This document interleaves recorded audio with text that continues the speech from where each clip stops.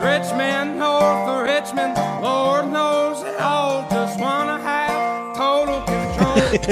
Living in That is such a valuable piece of advice there. These are the sorts of things that we should talk about right in the first 5 minutes of the podcast. Started giving people free quotes. Isn't sunshine and rainbows? Definitely a thing for just being a solo The operator. change in mindset makes a massive difference. Welcome to Aussie Lawn Stars.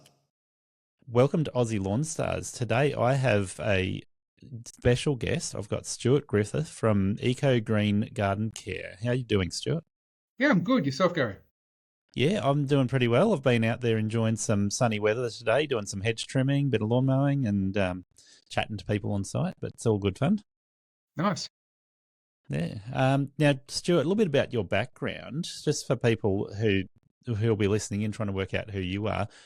Your name is fairly prolific in this space because you're one of a very select crowd. Yes, look, I have always run my business with a strong focus on sustainability.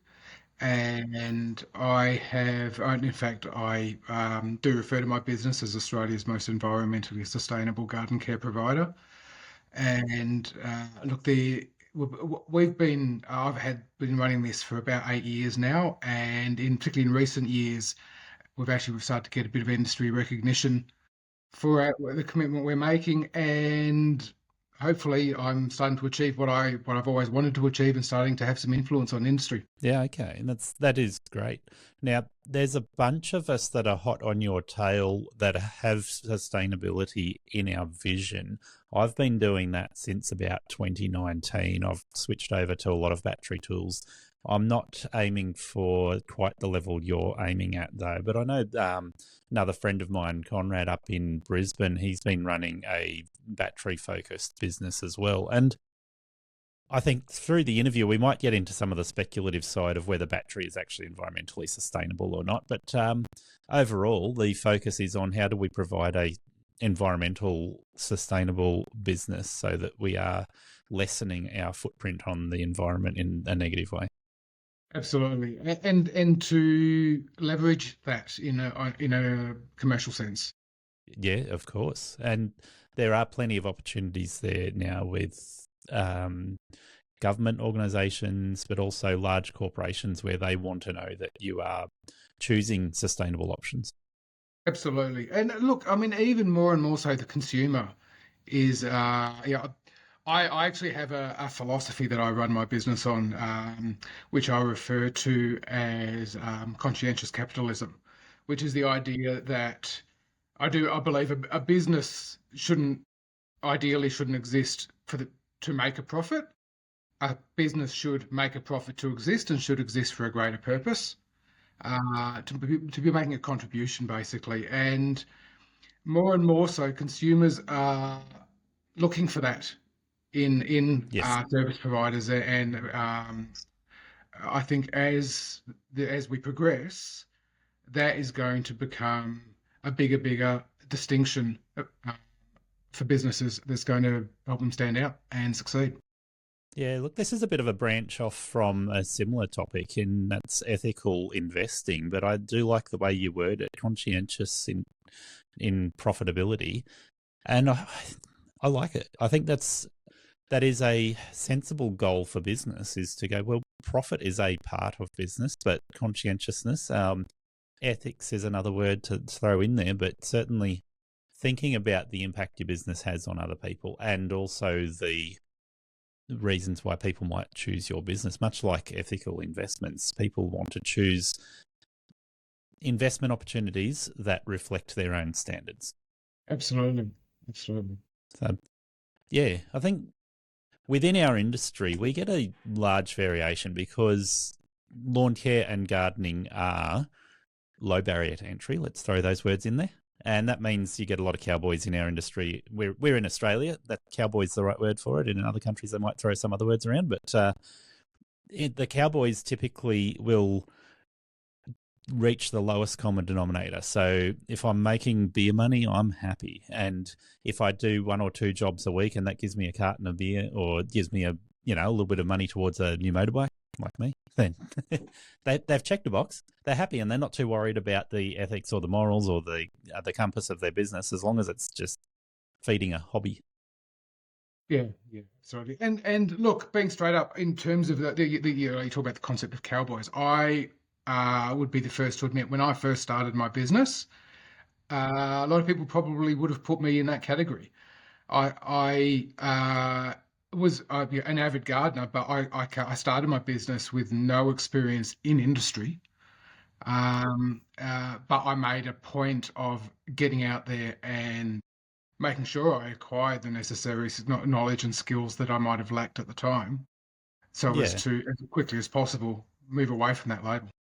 Now, I think we can touch on a couple of key reasons that make you different to some of the cowboys that are out there. And same with myself. There's a couple of key things that mean that you and I both started out with some cowboy issues, a couple of things we would have done and had to adjust as we learn. But what do you think it is that makes that difference, that makes you go, I'm not happy with just sitting there with a mediocre, I won't even call it a business, just mediocre idea, moving it towards something that is, well, in your case, environmentally sustainable, but in most cases, people are chasing something that is business-wise sustainable long-term. Can I operate this business and do better than what I would do if I chose to go and work for somebody else? And look, I think if I was to pinpoint one key factor, I think it'd come down to mindset. It's whether you take the approach that, or the view, shall we say, that you are dictated to by your circumstances, or do you dictate your circumstances?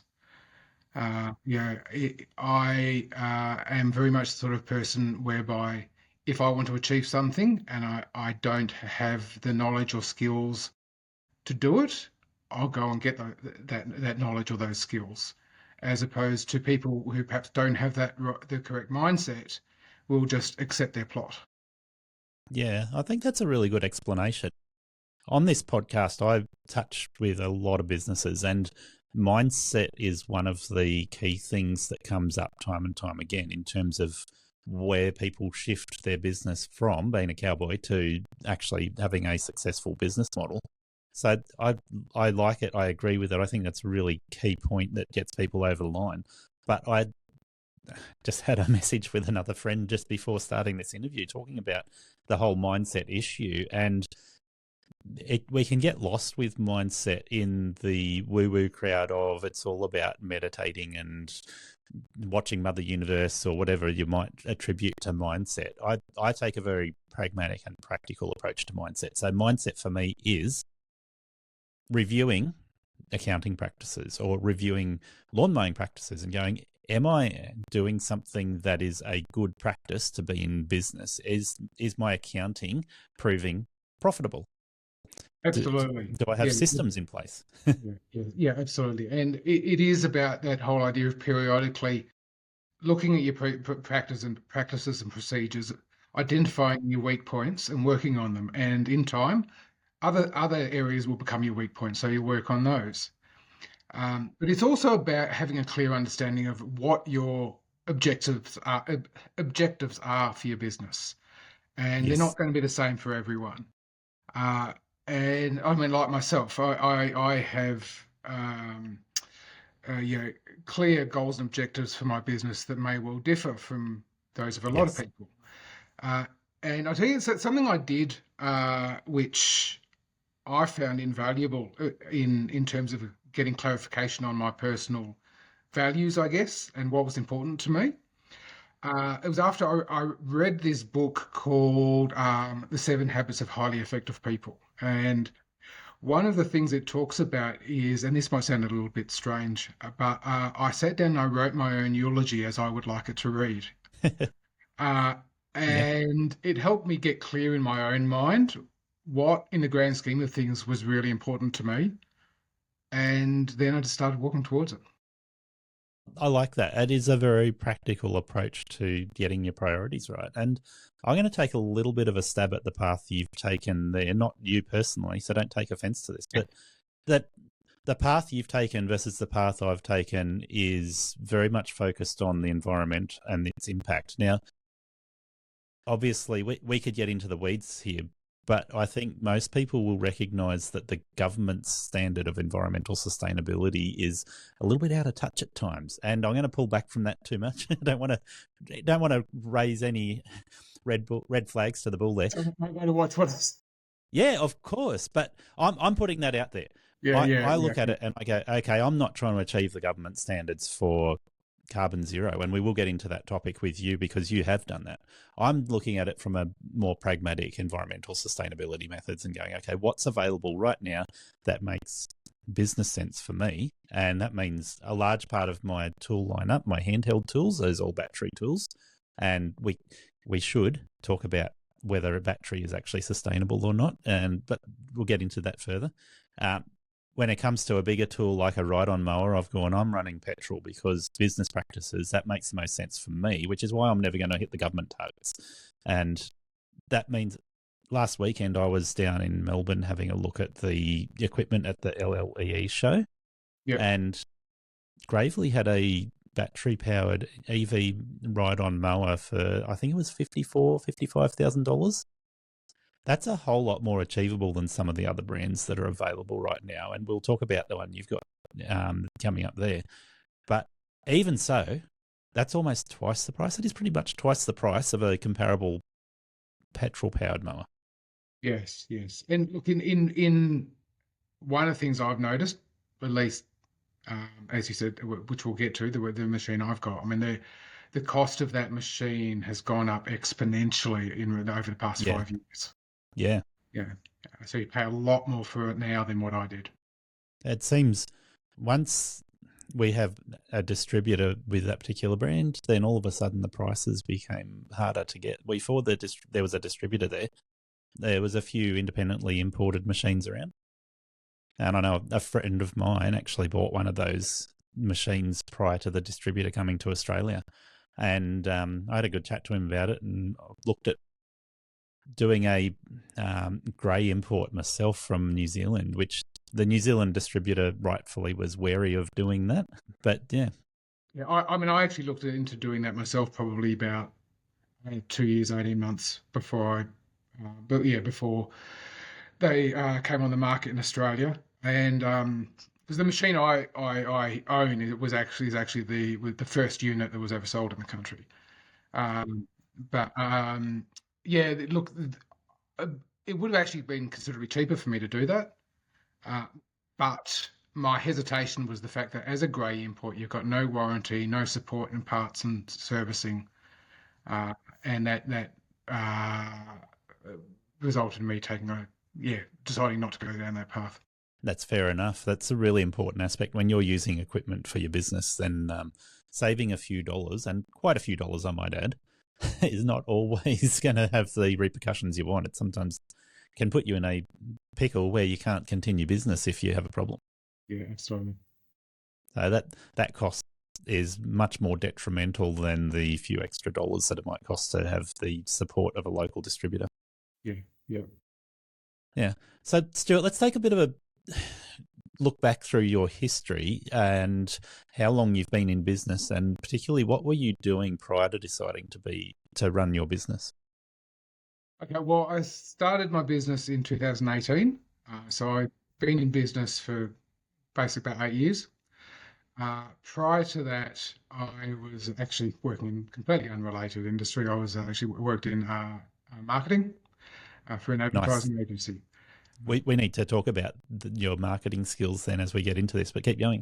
Yes, absolutely. And we'll get into that a bit more. But to be honest, I would say that my marketing skills probably haven't made a huge contribution to my business, and we'll get into a bit more detail about that. Nonetheless, I'm hoping you can impart some wisdom, because I like to bring those aspects of business to people and really help people think about how to grow their business, and marketing is one of those key things. Absolutely. Branding is probably a stronger point for me.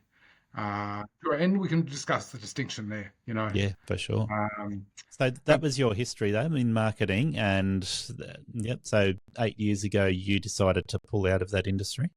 I did. I actually considered doing it. So I'll give you a very, very quick overview of my longer history. Earlier, in my 20s and probably early 30s. I worked blue collar, I've worked construction industry. I was a truck driver for a while. Then I started moving into the more office-based work. I worked in event management for a while and then ended up at an advertising agency for 11 years. About 3 years before I left the agency, I was actually had been considering doing what I ultimately ended up doing, but decided to stay with that safety net of a regular wage and what have you. And ultimately, the push that made me commit to what I quite frankly really wanted to do anyway was being made redundant. So, which I reckon you'd probably find there's a few people in this industry that ended up in this industry for similar reasons. Definitely. My start in this industry was an opportunity, not being made redundant, but I had accrued more annual leave than the company wanted me to have. I had a child that was just about to turn 1 year old. My wife was going back to work and I could take paid parental leave. So I took paid parental leave, all of my annual leave paid at half rate, and a 12-month career break. And that started my business back in 2010. So yeah, very similar paths for a lot of people. Yeah. So your start in this business in that path that gave you the push off the cliff, so to speak. And you're based in Sydney, right? No, Melbourne. Melbourne, my Yes. mistake. Yep. Yeah. So in Melbourne, you've got a lot of other businesses in the same space. So you would have started out, like you said, learning the industry as you go. How did you find that in terms of breaking into the industry, learning your skills along the way? You said you were already an avid gardener. Yes. Look, I enjoyed gardening. I would say I had intermediate knowledge and skills, but probably not where they should have been to call myself a professional gardener. So yeah, hence I, after about 12 months of running the business, I actually went and started a Cert 3 in horticulture. Look, for me, I was actually extremely fortunate as well when I started my business, in the sense that I was lucky enough to almost in week one land a $60,000 a year client. That's pretty awesome. In the form of a retirement village. So yeah, I can only put that down to, well, look, I was going to say I can only put that down to dumb luck. I wouldn't say that's entirely accurate. It was a very much right place, right time, but it's also about networking. I knew the right people, and got the word out there, and ended up getting my name in the right ears. And that comes back to the main marketing method that most people use in our industry, word of mouth. So networking and word of mouth are assimilated in most ways. Sometimes you get networking through word of mouth, but often word of mouth covers a lot of other things as well. Yes. So that's worked in your favour. That has meant that people trusted you because they knew you and gave you the opportunity. Sounds like an awesome opportunity to get started. It was, absolutely. In terms of growing my business, networking has pretty much always been, I guess, the cornerstone of sourcing new clientele. Look, that is particularly relevant for my business because of the market that I choose to target. Probably 95% of the work we do is for owners corporations or body corporates, so strata title. Got multiple different names, it's all the same thing. And this is what I was saying about marketing not playing a big part in my business, because it is a target market where it is very much about networking and getting out there and knocking on doors and picking up the phone. Marketing in its traditional sense isn't particularly effective to reach these people. I guess something that stands out to me there, a lot of people starting their business would take an opportunity like that. And you mentioned $60,000 contract there. So with that in mind, in 2018, people would have been looking at that without business skills and going, that's equating to a wage of $60,000. Haha, we'll get back to that. Yeah. That's their hurdle that they can't get over in their head. They're going $60,000 a year contract. That's roughly going to take me between half of my time and all of my time to maintain that village as a solo person working there. Yeah. Yeah, that is a mindset block in that sense, that a lot of people will not get their mind around the fact that they could do $60,000 worth of work, because that's not actually $60,000 worth of wages. It's not. And I think in terms of growing the business, I mean, that when I started that client, yeah, I was putting in probably about 2.5 days a week to maintain that property. After inviting Sortscape in to share how their software can help your business, we created a link for you to be able to support Aussie Lawn Stars when you join. Sortscape will save you time and effort with scheduling, quoting and reporting so you can build a more efficient business. Visit sortscape.com/lawnstars now to join, and thank you for your support. In due course, I started hiring people to assist me. And once we're coming back to that whole idea of mindset, I guess, this is one of the things that it took me a little while to get a grip on, was this idea that, by hiring someone, then I'm not making as much money because I've got to pay them. But I had to get my head around and come to accept the idea that, am I better off making $50, $60 an hour off my time, or making $5 an hour off someone else's time that isn't taking up any of my time? Yeah, of course. And I can have as many people as I can find work for doing that. Well, one of the things that has come up in my podcast time and time again is the profit margin that people should make on a job. And it sounds to me like when you quoted that job, when you took on that job, you probably hadn't put a lot of thought into the profit margin. And I've made the same judgments on my own business. When I started, I did not make profit. I considered $50 an hour in 2010 to be hugely profitable. And then when I did the maths on it, I was like, no, that's not actually profitable, because I put on an employee, paid them $20 an hour, and after paying expenses, I thought, I'm not making money.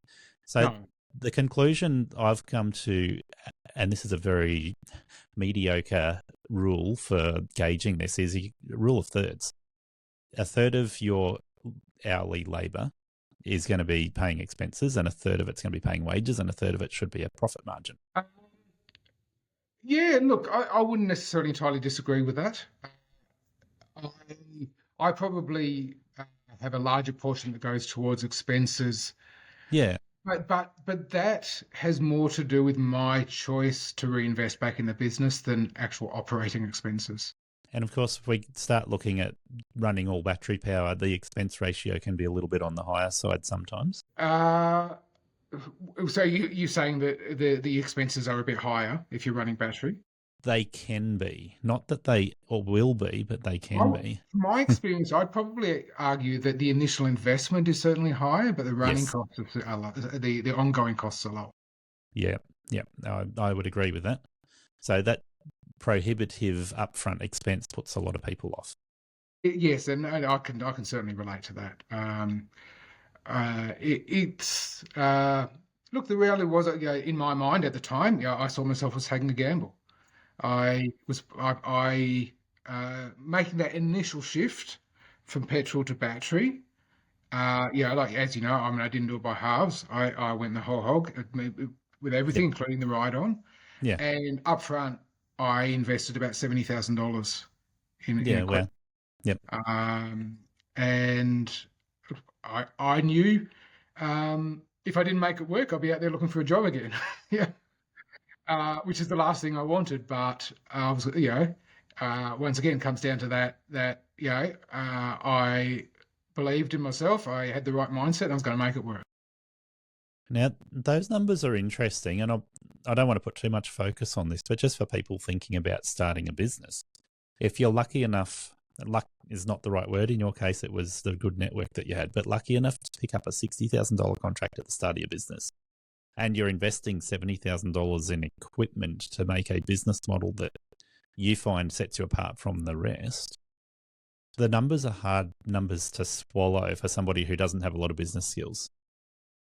Absolutely. And I was making that investment based on work I did, the assumption of work I didn't yet have. It was a growth strategy. So yeah, if it didn't bring in the work, then no, it wouldn't have paid off. So Yeah. yeah, So absolutely. at the time that you were making these decisions, I'm curious as to when you made that switch over to battery. But I was starting to play with battery. I'd been in business for 8 years when you started your business. And at the end of 2018, I'd started demoing some still tools, and then I started using some Husqvarna battery tools. And I'd already used a bunch of still petrol tools, but their battery tools at that point in time I opted not to go for. I went for the Husqvarna tools. And my observations were 8 years into business. There are some areas where batteries offer a distinct advantage over petrol. So working for a real estate agent where they would say, hey, don't turn up at 8 o'clock in the morning to mow our lawn around their real estate property because we're having a meeting and we're making too much noise. And I turned up and I said, hey, I can use all battery tools to do your lawn other than the ride-on mower. And they were like, all right, as long as your ride-on mower work is done outside of our meeting time, then the rest of the work is not a problem. It doesn't impact the meeting. So that was one case. And then there were a few other cases where mowing a cemetery early in the morning, I could get an earlier start because nobody could hear the tools making noise.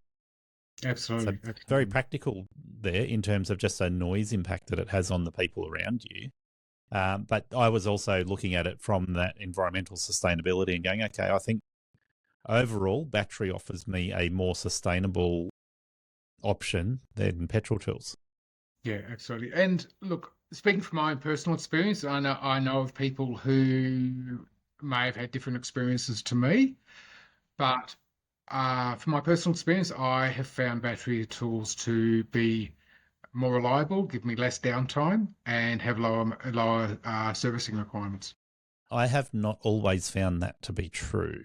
And I think part of that comes down to the brand you choose, but also the quality of the tools that you choose. So if any brand, if you're choosing less than a commercial quality tool and you're using it 5 days a week, 8 hours plus a day, it may not work out well for you, regardless whether it's battery or petrol.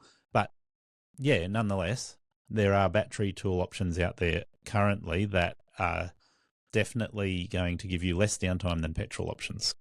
And I think one of the key words here or terms here is fit for purpose. I mean, you look at some of the battery walk-behind mowers. Now, that's what we use. Don't have any issues with them. I mean, I hear people complaining, oh, it doesn't have enough grunt because it won't go through this 12-inch high grass. You're not true. It's a mower, it's not a slasher. So, it's, yeah, like I say, horses for courses. There are battery mowers out there which do not have the grunt. I've had one in particular that I won't mention what brand or what it was. It just did not have the grunt to do the job really well. It was still okay to use for the 1 or 2 jobs I put it on, but more recently I've had battery mowers that are definitely capable of handling even your slashing type jobs. But I guess the main goal there is to go, okay, if I'm running a battery mower, the average person is going to use that for probably a third of their work time in one day, roughly. If you're doing a mixture of lawn mowing, edges, blowing, hedge trimming, whatever else, if it can do a third of the work in the day, it's probably got enough to do what you need. Yeah, absolutely. Yeah. And unless you're, like, I mean, there are some businesses where all they do, in all probability, those businesses, I think, are more likely to be running ride-ons as well. So yeah, look, I've come across interesting observation on this, talking to the number of people I've talked to. Within Australia, we have a lot of different types of lawn mowing. So you will find the most profitable and the most common lawn mowing run in Australia is going to be newer subdivisions where they're doing less than 300 square metres of lawn. So the property size might be 500 or 600 square metres, but or less. The average run time for doing a complete residential job like that is 15 to 20 minutes. yeah, and I've got a 2-minute run to the next job. Yeah. So there's a lot of people out there doing that. Then you get the old quarter-acre blocks, which then you run into that likelihood that a 32-inch stand-on mower or a 42-inch sit-down zero-turn is going to be a more profitable, more efficient mower to operate than a walk-behind. Even if you go up to a 30-inch walk-behind machine, you'll still find those stand-on machines or sit-down machines are going to be much more efficient. Yes. Well, I mean, aside from one of the big advantages, even if you've got the same deck size, one of the advantages a stand behind or a walk or a ride on has over a walk behind is the simple speed it can move at.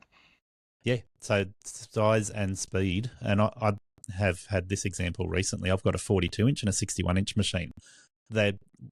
The 42 is 2/3 of the size of the 61-inch machine, but it moves at half the ground speed.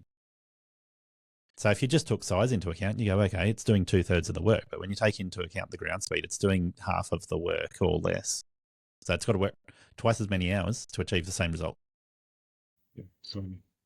Yeah, so that's an interesting rabbit hole to go down, but certainly coming back to where we were talking about with your business there, you made that move into battery power. Yes. And you were talking about you chose a battery-powered mower that you found copped a bit of criticism for people thinking it wouldn't be an effective option for business, for commercial. Are you talking about those in the walk behind? Yeah, so that's what you were using predominantly at that point, although you also had the ride on you.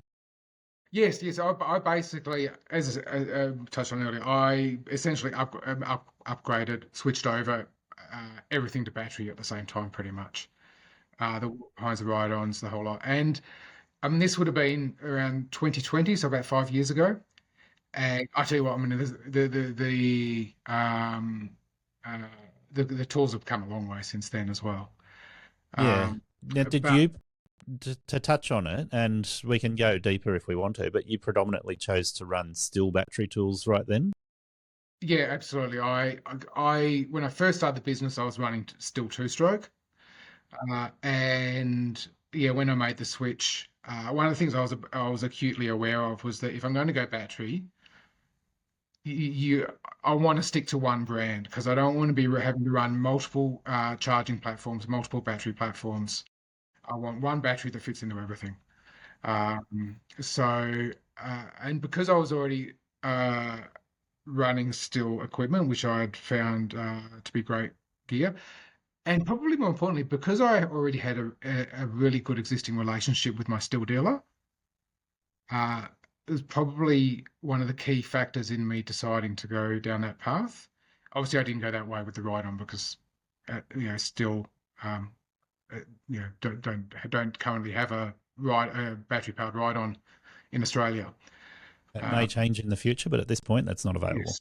No, there is one out there, but it's not available here yet.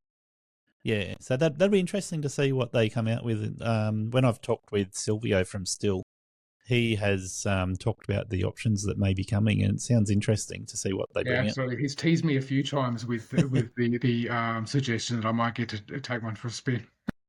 That would be good fun. Yes, yeah. Yeah, so you made the decision to go with the mean green for the ride-on? Yes, correct. It was probably the only choice. Really the only commercial battery-powered mower on the market. Yeah. At the time. I know back then Husky had a lead-acid battery-powered rider. Sorry, lead-acid battery I wouldn't call commercial. No, I would say they would agree it was not aimed at the commercial market. No. There's the technology there is too dated. Yeah, and there were probably a couple of other mowers that were similar, aimed at residential market, and they could probably do half an acre, maybe 1 acre of mowing.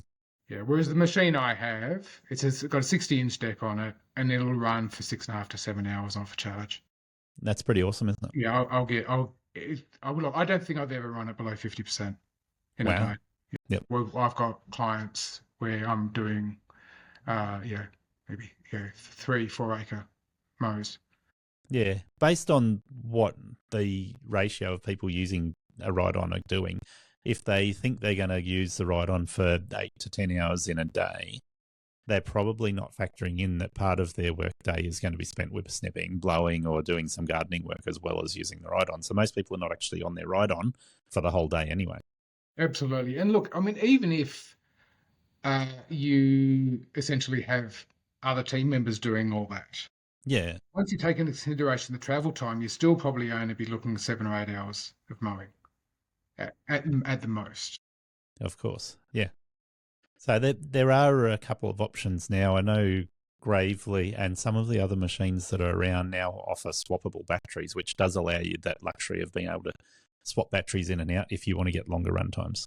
Yeah, yeah, and if you're running, particularly if you're running a machine that's got a shorter run time, I think that starts to become much more Yeah, important. and I think the Gravely runs about half the battery size of the All Mean Green.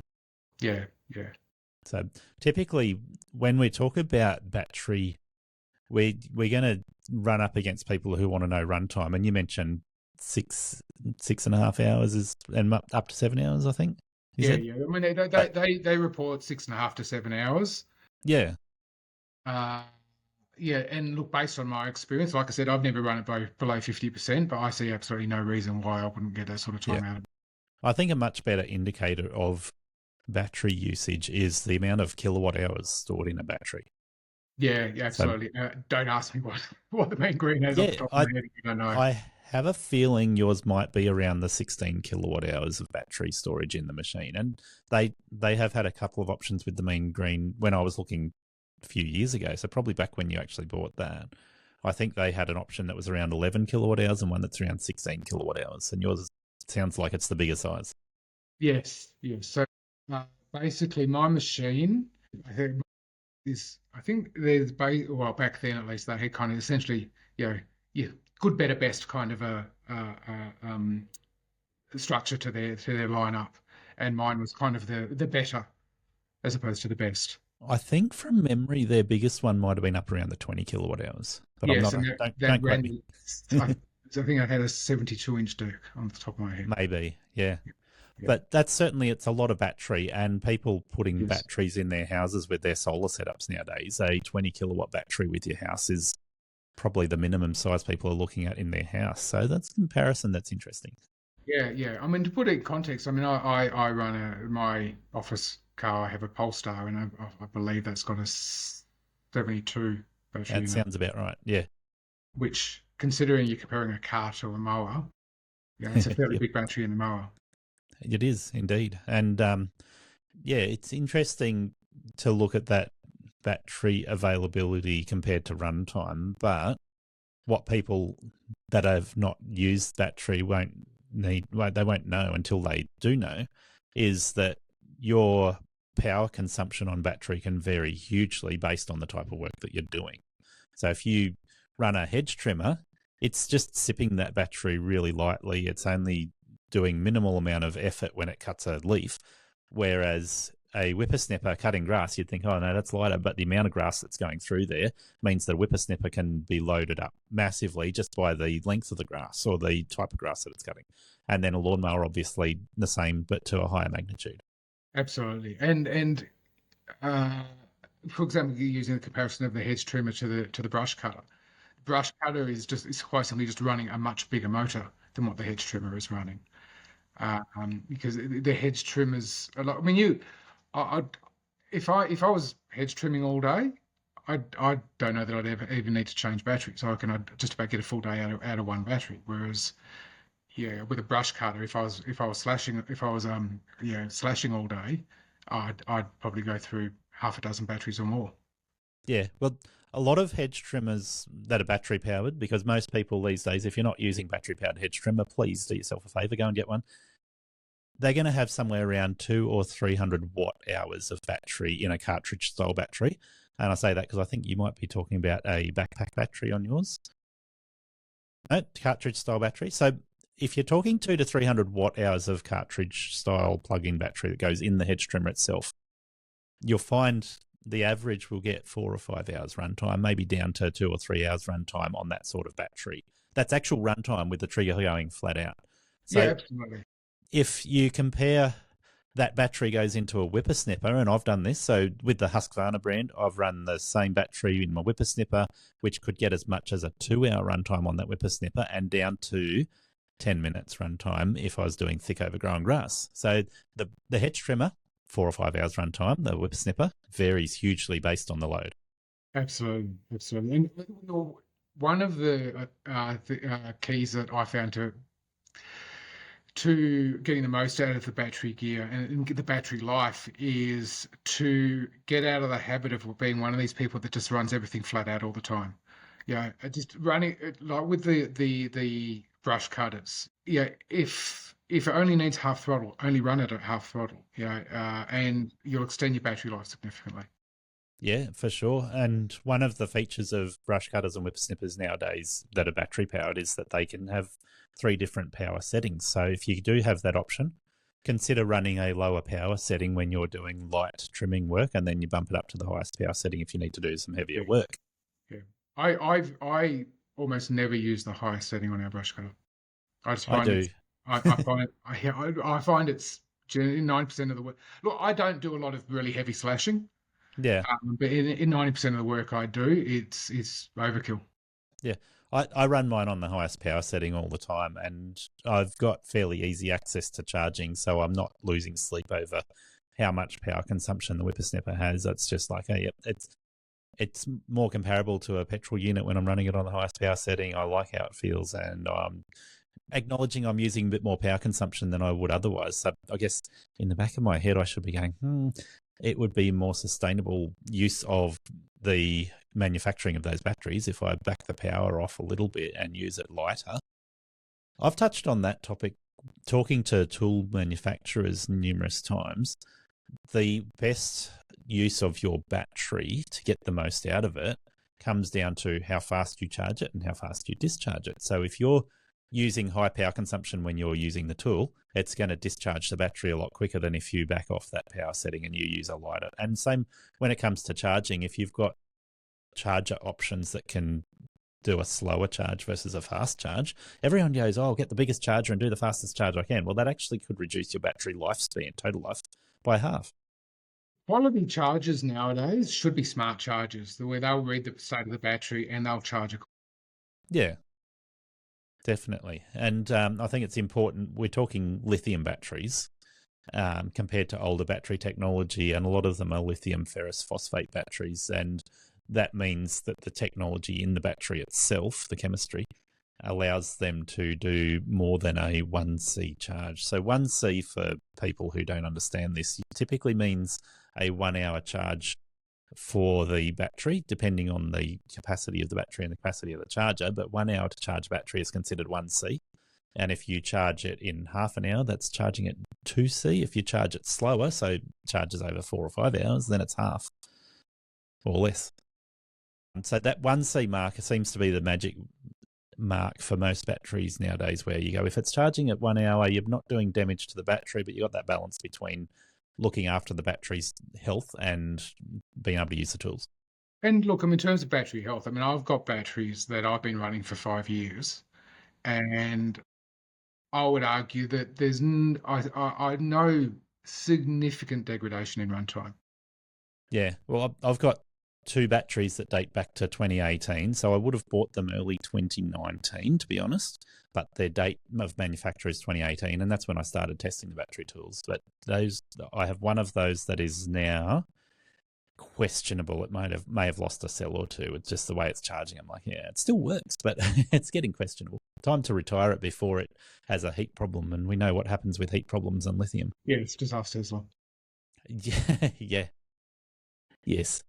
So, yeah, I guess we're getting into the technical weeds on batteries there, but people need to know that, and you've got a lot of experience with it, so it's important to touch on that. But in terms of your business model, we're going back and forth here a bit. You've chosen this business model and opted to go all battery. Yes. And you're now running not just yourself on the tools. Was it just yourself when you started with battery, or do you already have people working with you? No, it was just myself when I started on battery. And I'm actually not on site all that much nowadays. I'm predominantly working on the business rather than in the business. This is one of the other benefits I've found of battery is my team love it.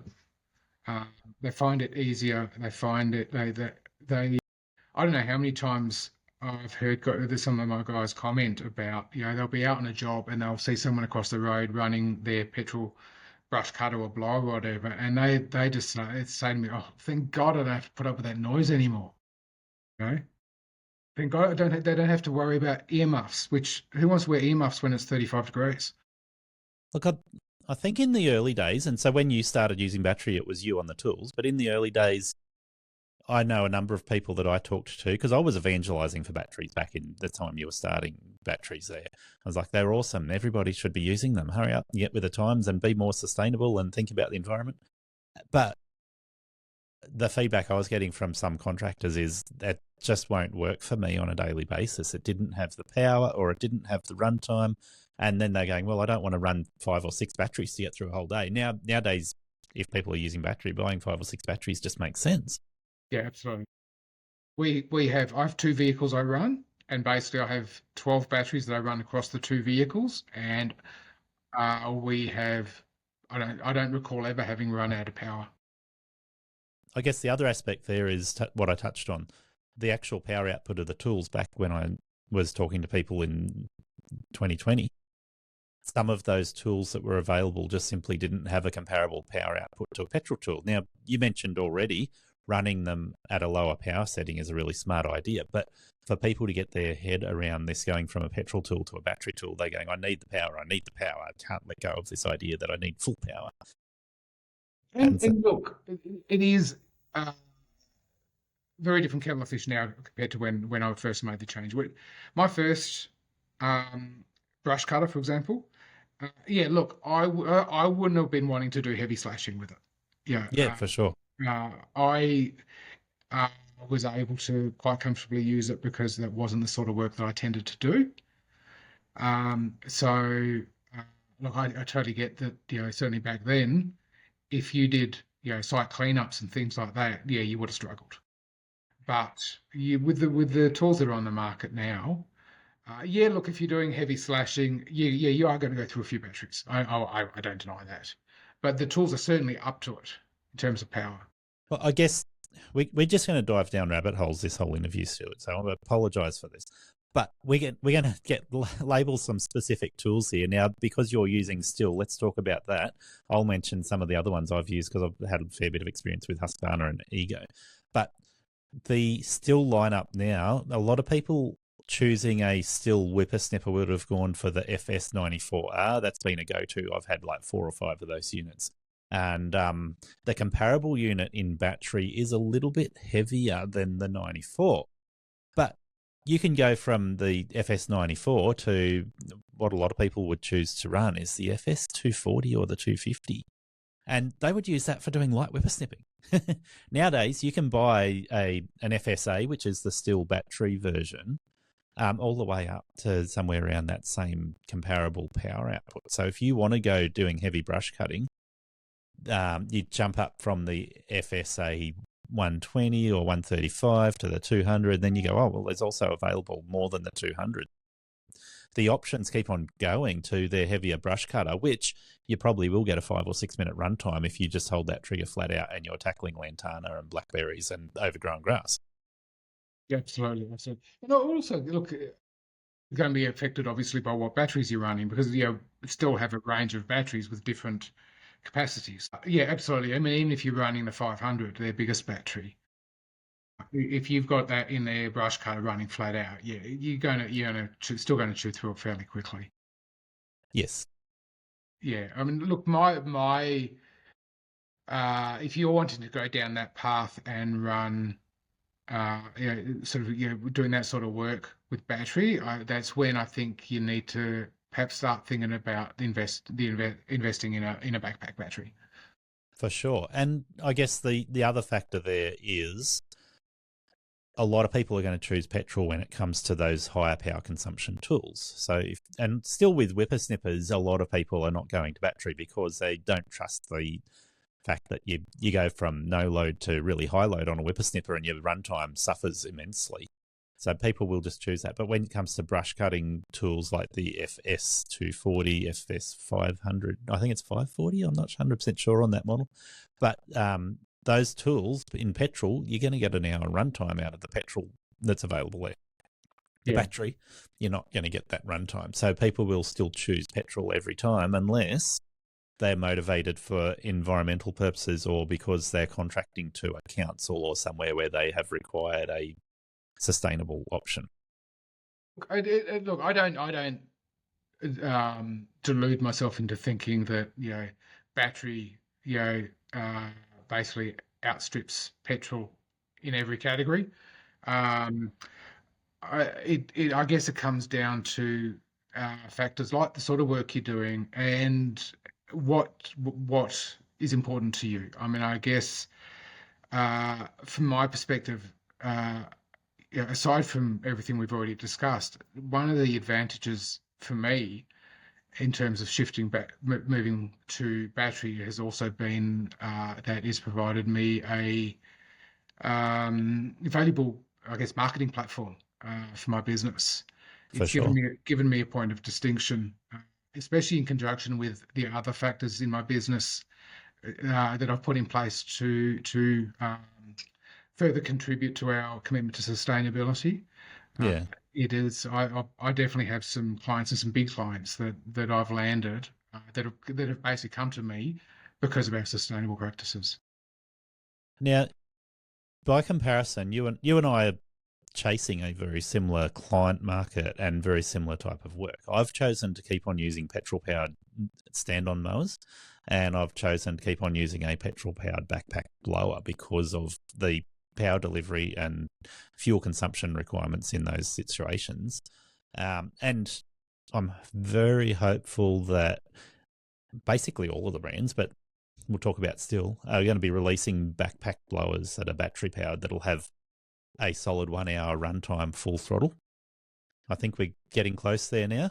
And people get confused on blowers in terms of what metric's going to make the most difference. I say undoubtedly Newton meters of force is an indicator of the power of the blower. So wind speed, wind volume, all those sorts of things, yeah, they're interesting, but the absolute force, Newton meters, is the measurement that actually makes the most sense. So my BG, no, what is it? BR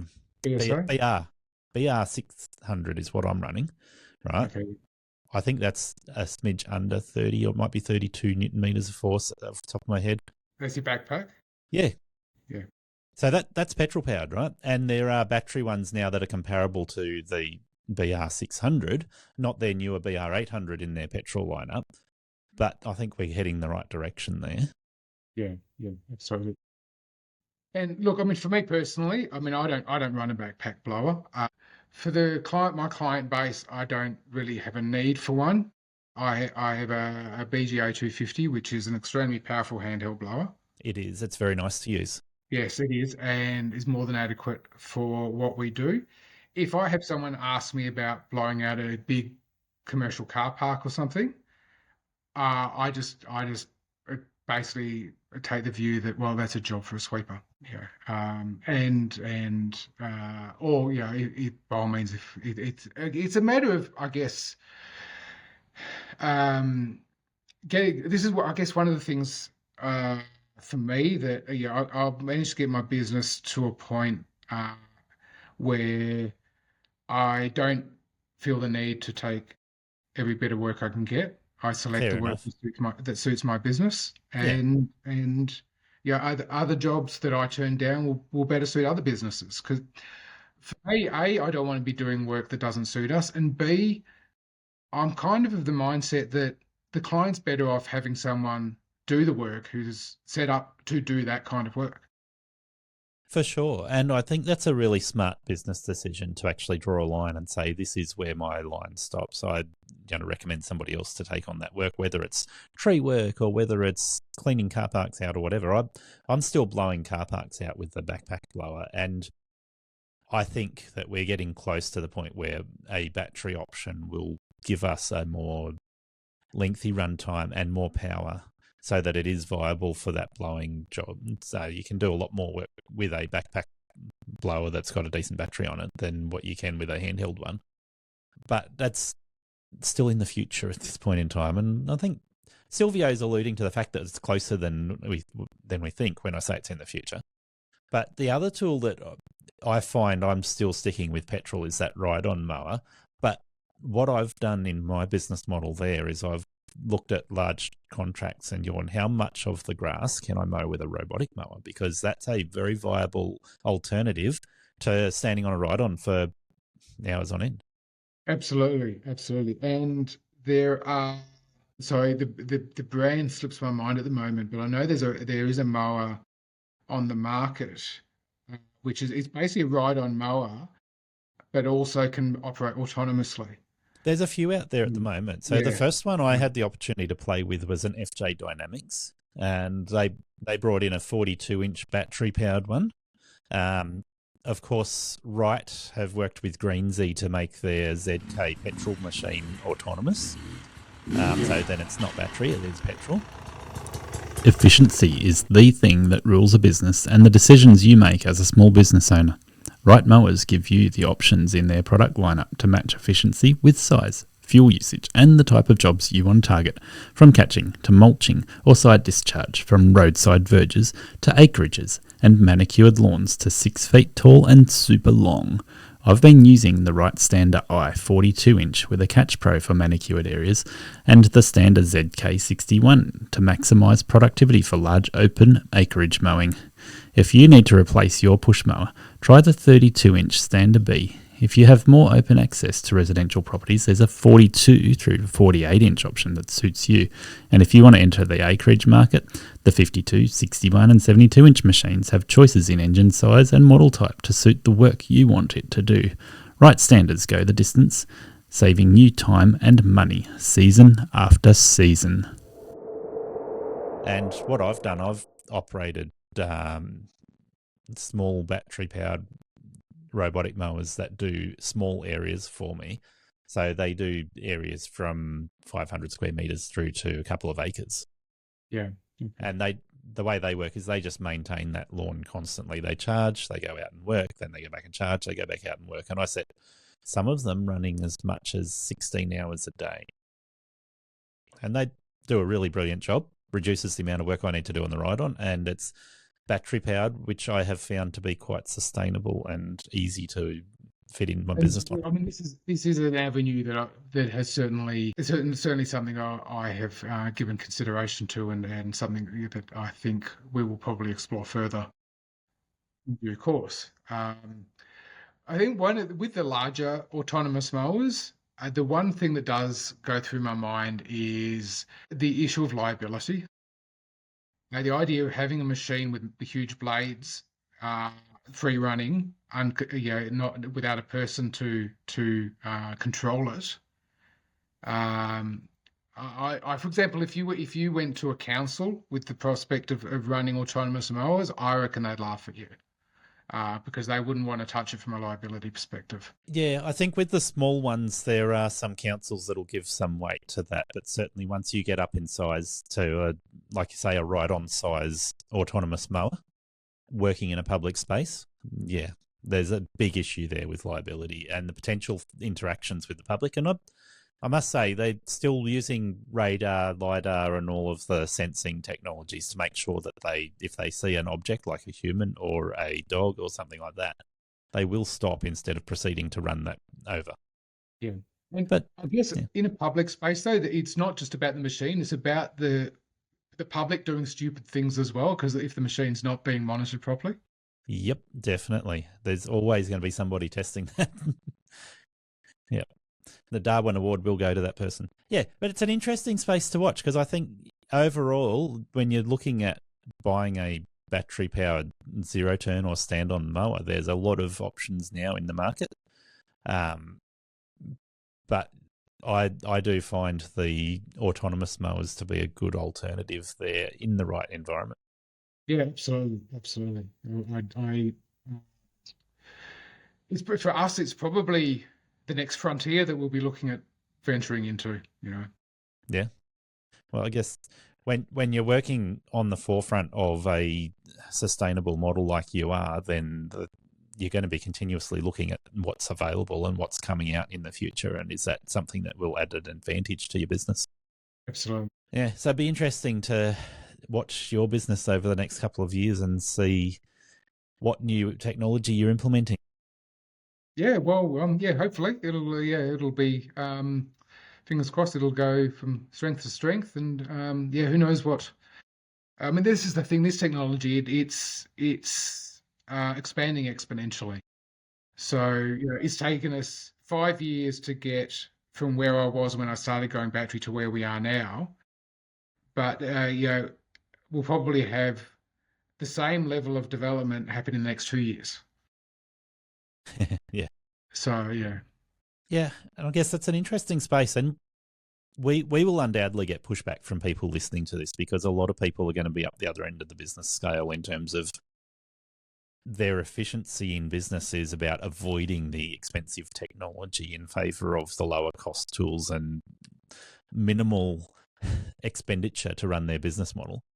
But nonetheless, there are many options in business, and we're looking at this option. I guess one of the interesting things you've done, which is worth a bit of an explanation, is pursuing certification to say that you're carbon neutral. Yes, that was one of the first things I actually started down that path before I even went battery. Yeah, okay. And I guess small businesses, solo people like myself and other people that are wary of battery will push back and say carbon neutral with battery doesn't make sense, or it's illogical, or that's a big conspiracy. Obviously, government sets legislation for that, so we look at what the requirements are to achieve carbon neutral, and you've done that. I haven't actually done it. I've just looked at whether I think what I'm doing is environmentally friendly and sustainable. So big difference. And I'm guessing you invested a lot of time into understanding the policies the government sets there and whether that's achievable, and you've achieved it, right? Yeah, somewhat. I mean, it's look. I mean, the process itself is fairly straightforward. In terms of the steps you need to go through, it's the intricacies of it get very, very complicated. But Yes. yeah, I pay a carbon consultant to deal with all that sort of stuff. Fair enough. I think for those businesses that are carbon neutral certified, I think you'd be hard pushed to find any of them that do all that in house. Yeah. Yeah, and that's worth recognising because people listening to this will be either turning their nose up and going, yeah, I'm not interested. Why would I want to do that? What a waste of time. I can run a much more efficient business model if I just keep on doing what I'm doing. But other people will be going, I'm interested in the kind of work that you can get once you have accreditation, certification, to say that you're carbon neutral. And yeah, absolutely. I mean, I've had the advantage of being able to say for the past 5 years or 4 years, something like that, I am the only, well, Eco Green Garden Care is the only business in the industry that's carbon neutral certified. And that distinction certainly appeals to the right market. And it's not to say that somebody else can't achieve the same business practices fairly easily, but like you mentioned, you've hired a consultant to make sure that you're certified. So it's not just a case of going, all right, what tools am I using? It's a case of going, let's have all of the documentation and meet the government accreditation to say that this is true. And that opens up a whole new revenue option for you with businesses or working for government where they require that. Yeah, absolutely. And look, in terms of being carbon neutral, so just for those, what it means to be carbon neutral is essentially what we do is each year the carbon consultant basically takes a heap of data from our business to calculate what our carbon emissions have been over the course of the year, and then we purchase carbon credits to offset that. So basically, hence it's carbon neutral. We're offsetting the carbon emissions we are creating with carbon credits, which we purchase from organisations that are doing things to reduce carbon emissions. So can we just talk about some of the practical aspects of that and come back to the legislative requirements there? Because I think that's important. But practically, if you choose to run a business model that doesn't burn any carbon fuels, you're in front, right? Which I don't know. It's definitely a step in the right direction, but it is no business it can be carbon neutral. Like there's no such thing as a zero emissions business. Well, that's interesting because we're talking about businesses that are operating mechanical tools, and those mechanical tools have got to run off something. So whether it's electricity or petrol or diesel or whatever it is, that electricity is going to come from a carbon source unless you can prove and have it verified that it's purely coming from wind energy or solar energy or something else. And even then, the production of wind energy and solar energy have some carbon offset to deal with as well. Well, yes. I mean, we, for example, with my business, so we run all battery technology, including two of our 3 vehicles are EVs, and they're all also, everything is charged from renewable energy sources. However, the transmission of electricity from a wind farm or from a solar farm to your premises generates carbon emissions. It's So still that not needs- carbon neutral. No, so hence this is where offsetting comes into play. So I need to basically account for that and then offset it in order to be carbon neutral. There is, I mean, look, the green waste our industry generates, all our green waste goes in to get recycled, goes back into the industry in the form of compost. However, composting generates methane gas. Methane gas is a carbon gas. Yep. So that needs to be accounted for and offset. So the idea of a zero emissions business is a bit of a myth, but it's about minimizing your carbon emissions and then balancing out what you do generate by essentially what you're doing is you're supporting exercises and activities that produce global warming. Yeah, so without playing into the conspiracy theorists there, we're talking about business models that plant trees and do various other things that are then absorbing all of those extra gases and helping the environment so that we can then prove that that is, you're paying a tax of some sort, paying for credits, that is contributing to a more environmentally friendly world, and that gives you that carbon credit. Yes, absolutely. And the whole carbon credit issue, which we won't get into in detail, can become a whole minefield in itself. Yeah. Because like you do get one of the challenges, like businesses that sell off carbon credits because they're planting trees, but then they're going cutting down trees somewhere else. Yeah. This is why when you get into carbon credits, there's also, I mean, there's even forms of, I guess you call certification for the carbon credits to verify they're legitimate.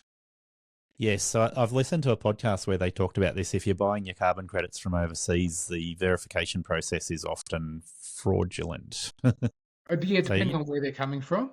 Yeah, so you do need to be careful. Yes, probably if you because you can purchase them through the UN, and if you're buying from overseas, it's probably maybe one of the better options.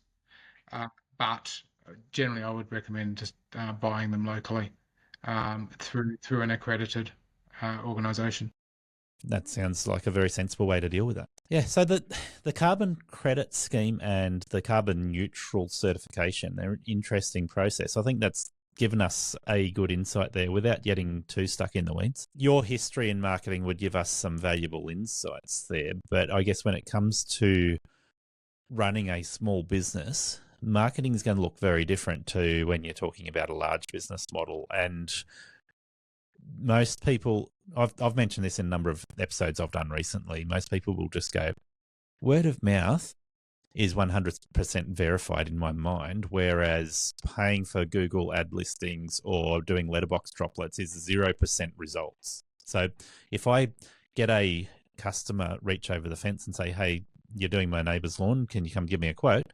That's 100% verification. I got a result 100% of the time because that word of mouth works brilliantly. When I do 5 letterbox drops either side of my customers, I've got to do actually somewhere around 1,000 of those to get any results that are meaningful. So if I do 5 to 50 letterbox drops, I probably get a 0% result.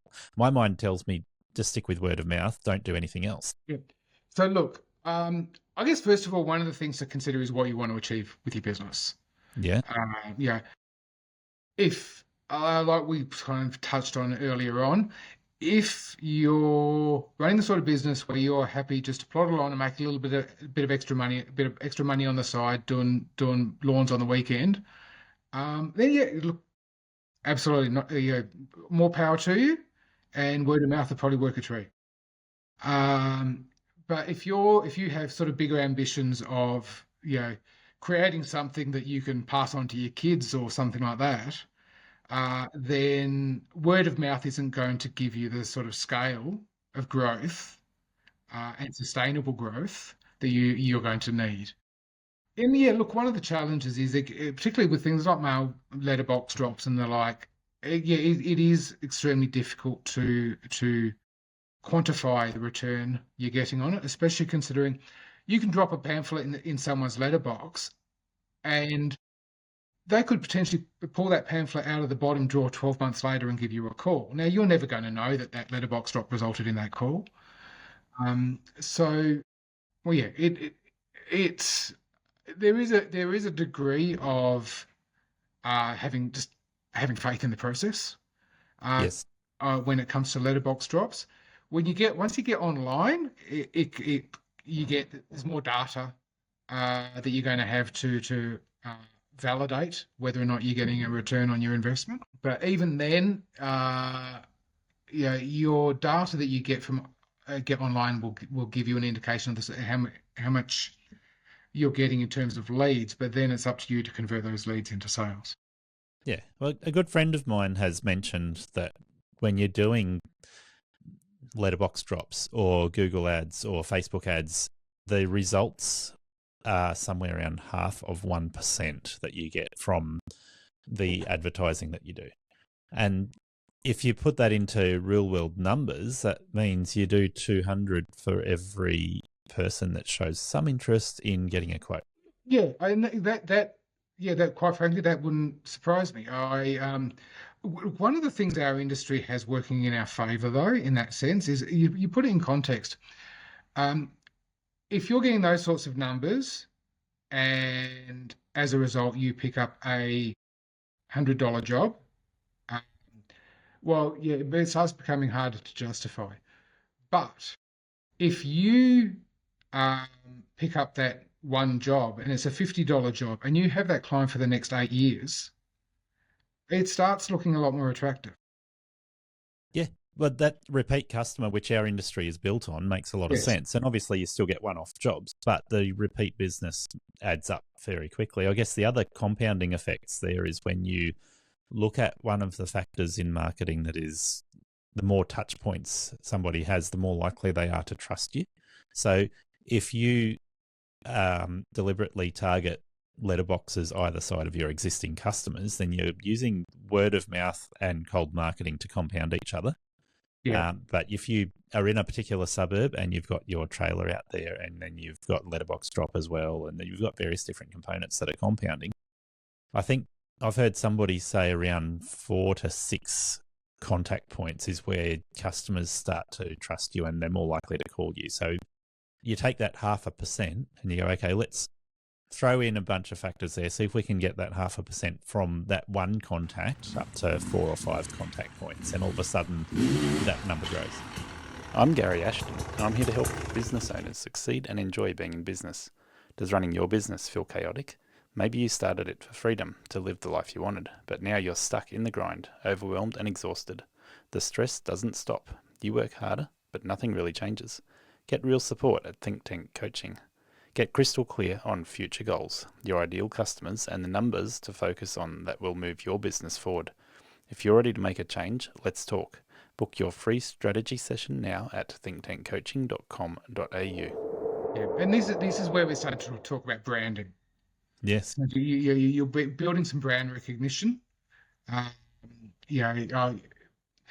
And essentially what happens in the mind of the consumer is the more they see your brand, they start to see you as a trusted brand, even though they may not actually know anything about you still. And this is where, once again, I mean, also things like Google, having your Google business listing and getting reviews up there. All these sorts of things play into helping build your brand. That will have a flow-on effect branding is a much slower burn, but it also has once you establish a good brand, once you establish good brand recognition, it is something that will have greater longevity than any one marketing activity. I look at the same thing with my podcast. At the moment, I'm trying to make my podcast reach go further. So one of those things with branding is going, okay, when I put out a podcast, what are the key things that people will come across? So the name Aussie Lawn Stars should be memorable. People will see that, get a bit of a giggle. They'll go, oh yeah, I like the sound of that. Might come and check out that. If they see me on Instagram, then they see the name branded on the Instagram posts and reels. And then if they see my face, then they go, all right, that's a familiar face. It's a familiar logo, familiar name.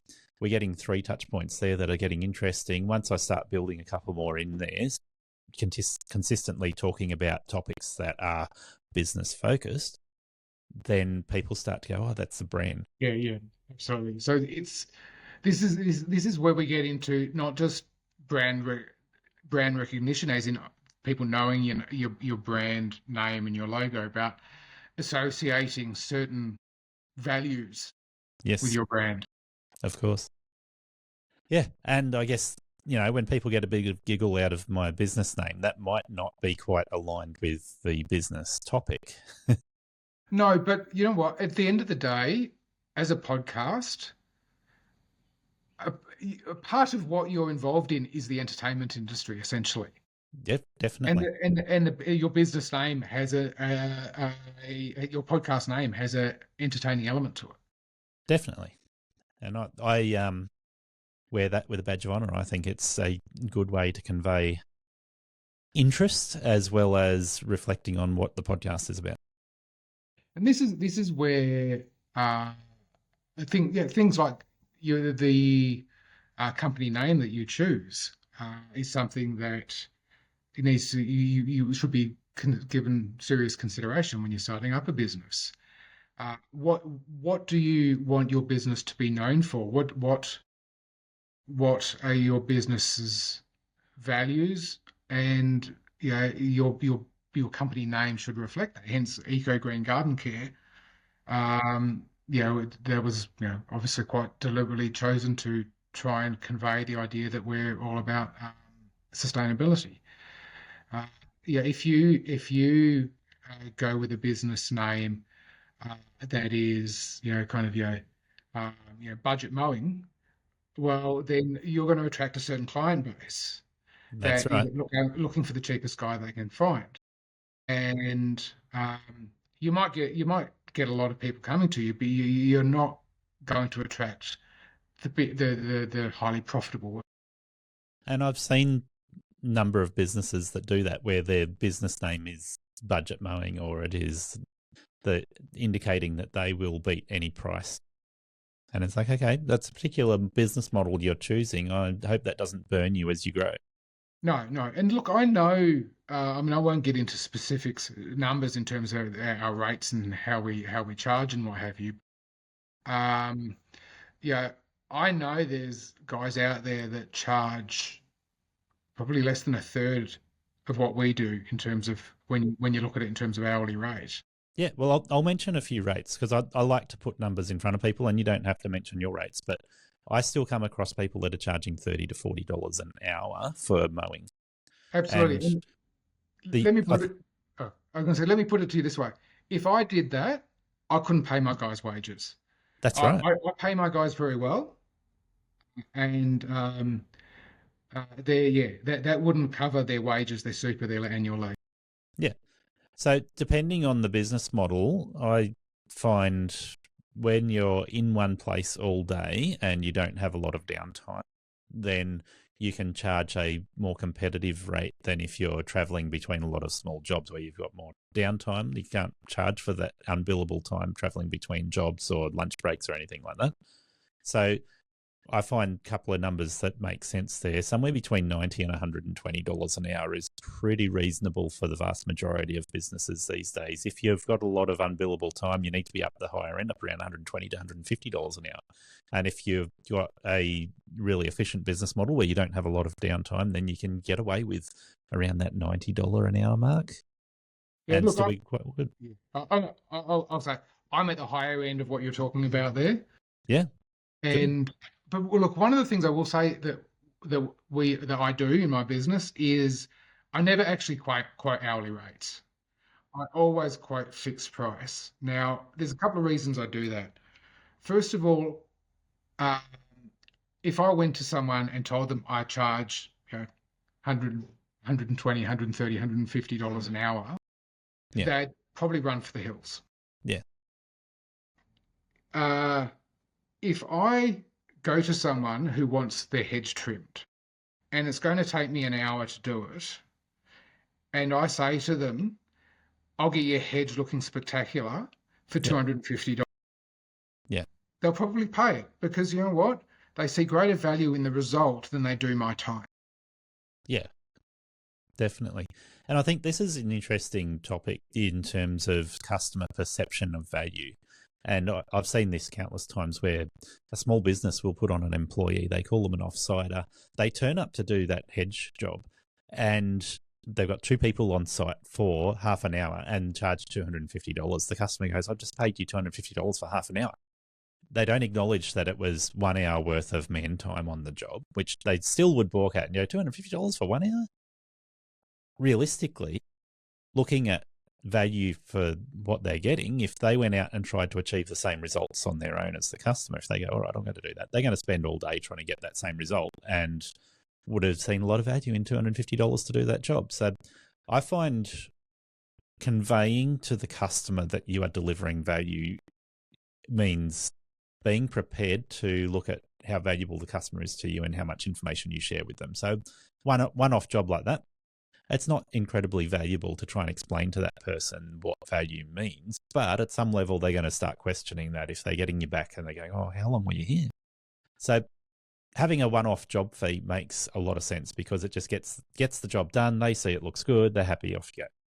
When we're dealing with some of the types of clients you're dealing with and I'm dealing with, large, they're pretty good at going, oh, Stuart charged us $1,000 for that service. How long was he here, or how many guys did he have here? And because that's what they do for a living, those large corporations, they're used to paying for labour, and they start going, okay, what's the business model that Stuart's using? How much is it actually worth? What's the business model Gary's using? How much is that worth? And I find perceived value there comes down to a couple of factors. One is conveying to them that I'm going to deliver an end product that they are really happy with.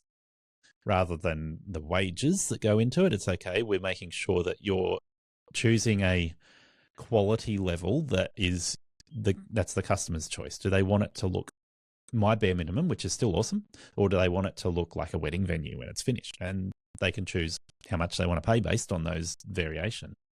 But then they will also be looking at, is this an hourly rate? And I've had to have that conversation with them where it's a case of going, you know what? My hourly rate includes all of these business expenses. You know about those things because you're a corporation. Yeah, absolutely. Look, I mean, my kind of go-to response if I have a client question these sorts of things is, I will say to them that no, look, you're not paying for an hour's worth of labour. What you're paying for is the result we've delivered. Now, one of the things you need to keep in mind is, my guys are the utmost professionals, so they can get done in an hour what would take someone who's not a professional 3 or 4 hours. Yes, so, exactly. And look, when push comes to shove, if I kind of clearly explain this to them and they still have issue with it, I'll have no hesitation into saying, oh, look, I understand, that's fair enough. Perhaps we're not the right contractor for you. And we'll move on. Because look, at the end of the day, having a disgruntled client just isn't worth the pain that they can potentially cause you. Of So course. you're better off just letting them go find someone who's going to provide them with the price point that they obviously want, rather than the quality that we deliver. Yeah, and I think that's a good selling point for you and me. We go to a large corporation and we say we're going to be on site quite regularly or or full time even. But your options are go for a larger business that has apprentices that turn up and charging a fairly low rate. The quality of service is on the lower end, but still acceptable for you. We're delivering a more targeted service with high quality employees, and you can choose, like you're moving towards wedding venue quality rather than the bargain basement venue. Yes, absolutely. Um, yeah, and like as I said, I mean, it just comes down to that whole idea of identifying uh, the customers that suit your business. Yeah, 100%. And yeah, anybody listening to this, you can choose what type of customers you want. Some people will fall into choosing based on a lack of choice. They just don't see their own value and they end up going for those customers that are cheap. That's the way it ends up. And I think talking about where you started and where I started, that's kind of where a lot of people start, isn't it? It's going cheapest. Absolutely. Look, I think, if you're like when I started off, I had no income. I was winging it. So all I wanted to do was make a wage so I could pay the bills. Once I had achieved that, that's when I started reassessing things and deciding, well, okay, I'm not doing this just to make a wage. If I'm just going to make a wage, I may as well go work for someone. So Yeah. where do I go from here? Yeah. But look, I think one of the key things that people need to keep in mind is don't make the mistake of giving the customer all the power. They need you. It's not just you needing them. Be prepared to walk away. And I have in the past had clients balk when I've gone to do that. But hang on, yeah, Yeah. because they're being cocky, and they think they hold all the power, and they think I'm going to be too scared to walk away from the money. But I did this with a residential client a few years ago where I got the quote by being prepared to do it at the same price as the last guy. And then I went back to them and said, that was temporary while I assess the quality of the job. This is what I'm offering, and my price is going up by about 30%. And they just about swore at me when I said it's going up by 30%. You can't do that. And I said, well, look, this is the option for you. I'll keep doing it for another 2 mows while you find somebody else, or it goes up by 30%. He didn't bat an eyelid. He said, I'll pay the higher price. I'm not happy about it, but I don't want to go lower quality, so I'll pay for it. yeah. And look, the other thing that I've learned in this industry people always need to be conscious of is scope creep. Yes. I don't know how many times we'll be doing a job and we've quoted on the scope of works, and then you get, can you just do this and can you just do that? And when you say, yeah, that'll be an extra. Oh, but hang on, it's just all I'm asking you to do is but and if you it's like pulling a thread. It might start off as something small, but if you give, then they'll just keep going with it. So it's something you need, and if you're not wary of it, it's quite easy just for it to just become a slippery slope. Yeah, look, I had a residential customer that I started back in 2010 doing their lawn when I started. It was one of the jobs I bought. And she had dementia. She was in her mid-90s. And every time I would turn up, I would just do the mowing. She would come out once I'd finished and have a check in her hands, and she would walk around and say, you didn't do the gardening. And so I found every time I was there, I had to allow for the fact I was there for an extra 10 minutes while she had a look around and then told me that I was a crap person. And this is also where we get into the sort of realms of, once again, what clients are worth. And we're not just talking about what they pay for the work. We're also talking about what you have to put up with from them. I The retirement village that I made reference to, that was my first client. Now, I serviced them for, it would have been about 3 years. Look, they were great as a client until they had, because it's all run by an owners corporation, they had a massive committee change. Yeah, that'll do it. And all the new people on the committee were a nightmare. The final straw was when they started treating my staff really badly. And I just said to them, you know what? Here's your 28 days notice. We're not going to service your property anymore because I'm not going to put up with you treating my staff like that. And, I was giving up at the time what was my biggest client. But I had to draw the line because I wasn't prepared to put up with my staff being sworn at and abused. Yeah. And I think understanding and having a good understanding with the client of expectations is one of the key things there that needs to be dealt with, and sometimes retrospectively dealt with like that. Like, okay, the expectations are clearly being messed with and there's only one way to deal with that is say, see you later. But I've found numerous times that is a case of coming back to the client and saying, hey, let's talk about each other's expectations. How do we make sure that they align?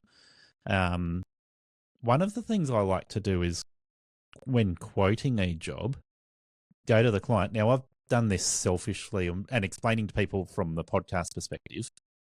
Quote 3 quotes when you go to talk to a client, and that way you give them choices and you can move them towards the center choice. So keeping in mind, this is what I'm business to business I'm talking. My worst client is going to be my bare minimum. My best client is going to be in the middle, and then you've got the painful client that wants absolutely everything, no expense spared. When trying to convey that to a client, you don't want to say you're my worst client. But talking to a few people recently, you go, okay, my worst client, I'm going to relate that as neat and tidy. So I'm going to do your job to this level. This is my bare minimum, neat and tidy. You're going to be happy that it's neat and you're going to be happy that it's tidy. And that is the lowest rate that I charge. The highest rate that I charge is where you want no expense spared. Everything has to look like a wedding venue. It has to look perfect. I'm going to be there every week, possibly 5 days a week. And you're going to pay for it without even thinking about how much the check is. Yeah. In the middle, we have where we go, okay, we're going to offer you value that is above and beyond my bare minimum. And so you're going to feel like your property is being cared for really nicely, but you're not paying the high premium of the best, no expense spared. And by offering them that, we talk about these expectations that they need to have and I need to have in order to align with those quotes. Yeah. So, and I think this is, bringing up the subject of quoting, this is a key point, is that this is the point to be doing it, because you need to establish these expectations before you actually even start the work. Because, I'll give you an example. I had a client where I provided them with a quote, and in the scope of works, in terms of weed management, the deal was that large weeds would be hand pulled and smaller weeds would be sprayed. What's large and what's small? And it ended up becoming a point of contention. They were basically expecting us to hand weed a lot more than what we had intended. I put that on myself as a learning curve, because I was not quantitative in my quoting. I did not clearly define. The way I quoted was subjective. And that's a very hard expectation to match when it's subjective like that. But that is a difficult line to pull in that one, in terms of how subjective should I be in a quote to allow for variation versus how critical can I be in not being subjective and purely being objective, like weeds that are less than 3 centimeters in square area, or yeah, exactly. And this is where there's a couple of ways you can approach that. And look, what I tend to do now when I'm quoting on jobs like that, and it still has ambiguity, but I've found it has been creating less issues, is I actually just state weed management through a combination of spraying and manual control. And look, there may be the odd comment here or there, but generally, as long as the weeds are being treated one way or another, I can justify what we're doing because, well, it's within what we said. Yeah. And I think sometimes a written quote is the best thing to have there because it gives you something to go back to. But often face-to-face discussion around the expectations is the only way to clear them up. So we've got it in writing, but let's talk about it. What was your expectation? Why is it different, not aligning with mine? Yeah. And this is, I think, one of the keys also when these things come up is to approach them. Yeah, don't go on the defensive. Approach it with a constructive mindset. It's like, okay, well, there's clearly a difference in understanding. Let's try and find where the common ground is so that you're getting what you want. And okay, if for me to deliver what you want, okay, well, then I'm going to have to revise my quote. Yes. And as a rule of thumb, for my reasonable clients, they're generally okay with that. For unreasonable clients, well, I don't want unreasonable clients anyway. So I think this is really important, what you've touched on there, in that sense that your business is built on a point of difference. And same with mine, but we're slightly different there. So when you get asked to do a job, chances are people are not seeing you advertised on Google. We've already mentioned that. You don't do it. They are contacting you because you're on that list or because somebody else has said, hey, you need a sustainable business, or have you talked to Stuart? I'll get Stuart to do our premises. So in that sense, when you quote a job, you have to be a little bit more particular because that you're already coming in with a unwritten expectation that that's a level of service you're providing. So then making sure that clarifying those expectations, sometimes very particular and sometimes generalized, so that you get that customer along across the line, but with a clear understanding that you're both aiming for the same goal. Yes, absolutely. And like you're saying, this becomes more and more relevant as you build that brand recognition, because that brand that you've created, so because it conveys certain core values and what have you, these customers are approaching me with existing expectations before they even speak to me. So I need to ensure that every step of the process, from the first phone call through to service delivery, invoicing, dealing with chasing payments, every step is reflective of my business's values. Definitely. It's an easy thing when you start a business, but as you grow your business, these things you have to put more and more thought into. And Yeah, absolutely.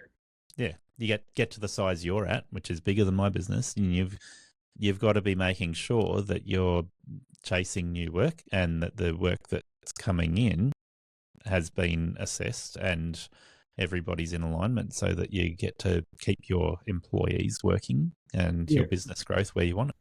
Yeah, absolutely. And look, one of the things I do in my business is we touched on earlier about the idea of the issue of not issue, but the subject of one-off jobs as opposed to recurring work. Now, I don't take on one-off clients. I will do one-off jobs for existing clients. Yeah, fair.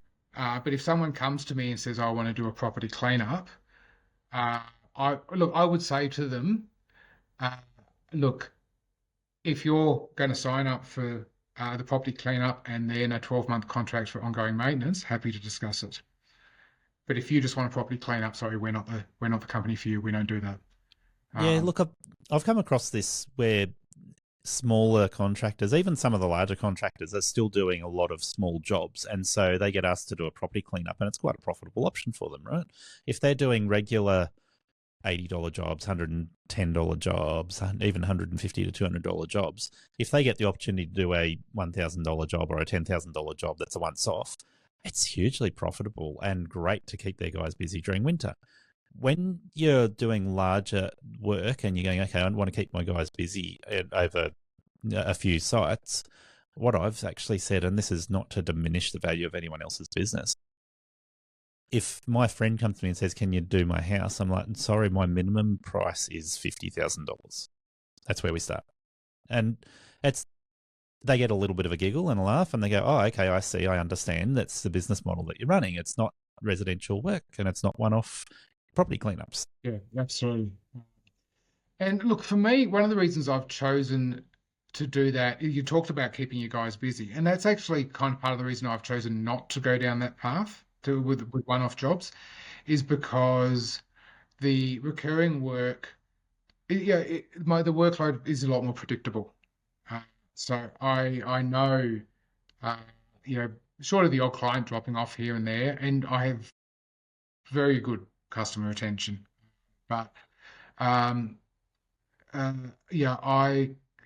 can foresee a fair way down the track how much work I'm going to have for my guys, and it's not overly seasonal, in the sense that for example, through winter we'll have the same number of jobs servicing the same properties just as frequently.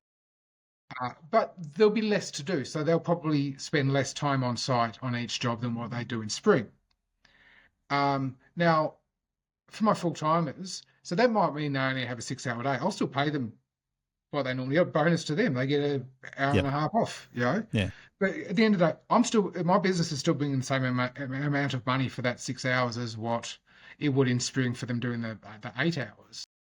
So that's not an issue for me, and my guys love it because they get some short days.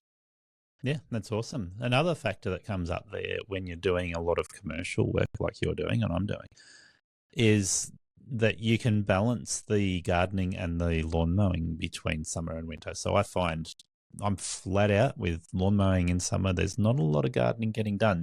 The minimum is getting done so that it keeps tidy. In winter, mulch in the garden beds, more cleanup work in those properties, tidying up the bird of paradise, all those plants that need it. Yeah. And this is the other thing that I will do is with my existing client base, in those quieter times, that's when I will approach them and say, hey, maybe we need to mulch the garden beds. Yeah, and I'll that way I'll help keep the guys busy and bring in a bit of extra revenue for the business by getting those one-off jobs from the existing clients. That's perfect, isn't it? Yeah. Stuart, we've covered a bunch of topics, so I think we've covered most of what we set out to cover. I'm just going to ask you, handball it back to you. Is there any particular topics that we should spend a little bit more time on before we call it a day and say thanks? Oh, look, I think we've been pretty comprehensive. No, look, I nothing that comes to mind. Yeah, but look, I do want to say thank you for your time. I really appreciate it. Happy to do that. Yeah, it's good to get a bit of insight into your business, but also to put a lot of those business ideas back in front of the listeners and get them to think about how they can do things in their business that will improve their business or bring about some efficiencies, give them some ideas for what they're chasing. So. Absolutely. And look, I mean, I love doing this stuff. I run my business with, I have what they call an abundance mindset. Awesome. I'm a believer that there's no need for this mine approach to business. There's plenty of work out there for everyone. And on the whole, I found this to be a really good industry in that sense. It's not highly competitive. People aren't nasty, as a rule of thumb, compared to some of the other industries I've had dealings with. Look, really, value the opportunity to hopefully help some other people have some success in their business. Yeah, look, I think there was a real shift in that mentality around the time you started business. Prior to that, we didn't have Facebook communities like Lawn Mowing Contractors Australia, and so the average lawn mowing person was either a cowboy or just keeping to themselves either which way, run around, do their job. If they knew somebody local, they might go and have a beer or a cuppa with them occasionally, but mostly it was like protect my assets and anybody who even looks sideways at me is competition. So it is great to see that that's not the case nowadays. the majority of people like you and I and people that are listening to this podcast are in there supporting each other and going, let's build each other up and get that abundance mindset. I think I'd challenge you on that one, though, that the abundance mindset is still a challenge for a lot of people, in the sense not that there's not enough work to go around, but they have self-doubt when they're quoting, and they have self-doubt that there's enough work when they put their prices up, and they're trying to make sure they're building their business to a model that is sustainable for their profit margin, not just for the environment. And they really self-doubt, and then they end up coming across as if they are not confident when they say, hey, I need to be charging X rate to make sure that my business is around to look after you. Yeah, and look, I agree with that, and I know myself when I first started putting my prices up, it was a bit of a scary prospect because I just envisioned all my clients fleeing, But yeah, it doesn't happen. And yeah, in my business now, I'm at a point now where my clients know I have an annual rate review, and each year our prices go up, and that it's expected, and no one questions it. And they're not huge increases, but it's year on year, and it at the very least it keeps me up with inflation. Yeah, there's not too many times I'm doing a 30% rate increase these days, but Oh no, yeah, I'm talking a few percent, each year. yeah, well, But it's about managing client expectations, and this is one of the times if you have a client for 5 years and then put your rate up by 20%, yeah, they're probably going, hang on, what's going on? But if you've been putting it up, 3 or 4% each year, you'd still be at the end of it, you'd still be in the same spot, but they probably wouldn't have thought anything of it. That's exactly right. So yeah, the CPI this year was 2.8%, whereas 2 years ago it was up around 8%. So you get a little bit of variation based on the economic climate around you, but those numbers that are sticking somewhere close to the CPI are pretty safe numbers where clients expect it to be. And look, sometimes the CPI is kind of one of the things I use as a guide, and sometimes I'll just cop it to a percent. I won't necessarily put it up as when it's really high. I won't put it up as much, but then in other years when it's low, I'll make up the difference. That's exactly what I've done too. So yeah, I mean, I generally average between 3 to 5% a year that I put it up by. Yep. And one of the things I also quite intentionally do is I don't just have a set percentage I put it up by every year, because that way, first of all, it looks less when I send the notification out to the clients. I include an explanation as to due to inflation, increased running costs, all that sort of stuff. And if it's the same percentage every year, it kind of starts to look like an arbitrary increase. That's right. But it also makes it easier for me to justify a larger increase if I need to apply it. Yeah, for sure. And I think that the two variables that are really worth mentioning there is new businesses will often be very underpriced. So if you're talking a new business that puts it up by 10%, yeah, that's a high amount. Like I said, I did one that was 30%, but that's for somebody who's seriously underpriced, and they won't be around if they don't do that. So, you might lose some customers, but chances are if you're that far underpriced, you're probably not going to lose them anyway. No. And look, the other thing, when I started making that shift from budget pricing to something more realistic, I did put my prices up, but what I did is I just started quoting a lot higher for newer clients, and then slowly weeded those older ones out. Yeah, I have done the same thing, and much like you now, I've got myself in a position where I'm not doing massive price hikes, so I'm not worried about trying to delete clients that are not there and chasing new clients that are better value. It is a case of justifying a marginal increase to the point of going, okay, I'm looking at the CPI, and that was 2.8% this year. But I'm reflecting on my industry and going, okay, my insurance has doubled, fuel prices have stayed around the same, other costs have gone up by the CPI. So because insurance has doubled, I've got to factor that in, and that's why I've gone slightly higher than the CPI this year. And that's put in the quote that I'm putting forth and saying this is why I'm coming up to this amount, and hope you're happy to continue. Yeah, absolutely. And it is very much, from my experience, like a case of if the client's happy with the work you're doing, and you put this out there in a very matter-of-fact way, this is just business, this is the way business works, then they're much more likely to just accept it, rather than, if it's kind of less, if you kind of go to a client and I need to put my prices up, then that's when they'll see an opportunity to kick back. You need to approach it with confidence. This is the way it is. Not so much having the attitude, or like it or lump it, but so much, this is just business. This is what I need to do.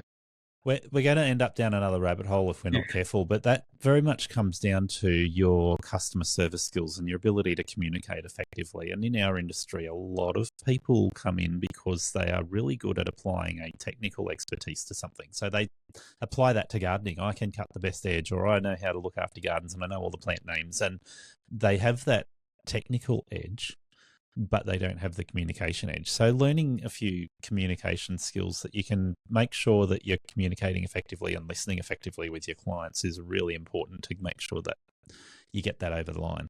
And look, business skills in general, I mean, not just in this industry, but trades businesses in general. Most of the people come in, they might be really good tradies, but don't know the first thing about running a business. Yeah. And look, there are, I mean, I spent a couple of years involved with one myself. There are business coaching programs where they're specifically targeted at these types of businesses to help them, these people that are good tradies to become good business people. And it's something that can be well worth looking. Definitely. And I think when it comes to what you mentioned there, like being inadequate at being able to explain and then listen to the customer and their expectations, that's where we run the risk of losing valuable customers and our business not being efficient or closing up completely. So getting from I can do the trade well and I can charge a reasonable amount for it to how do I actually communicate that with the customer in a way that builds that relationship rather than destroys it is one of those key things that gets you over the line. It's one of those mindsets. Yeah, that's one. Yeah. Hey, we could keep on going with with lots of things here, but I am mindful I've taken up almost 2 hours of your time, Stuart, and honestly, thank you so much. I actually need to go pick my daughter up soon, so. No worries. Look, thanks for your time, and look forward to catching up with you again soon. Not a problem, Gary. Thanks for having me on. Thank you for listening to Aussie Lawn Stars. Please remember to rate and review the show on the Apple Podcasts app or the player you use. Exciting new shows are released every Monday. Make sure you follow or subscribe to hear the next episode.